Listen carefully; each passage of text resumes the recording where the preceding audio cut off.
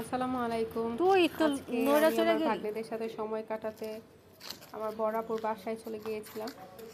Search আর করলাম না সেখানে তো। আমার এখন তো ভাগ্নেদের নিয়ে ঠিক একটু হয়ে গেল। ছাদে উঠলাম। তারা বেশ এনজয় করছে।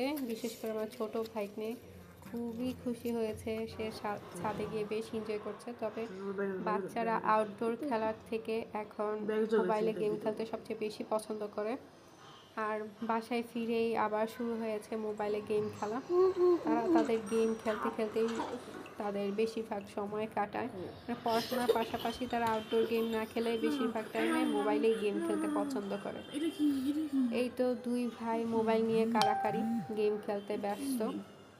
এভাবে কাটলো আমার আজকের দিনটি।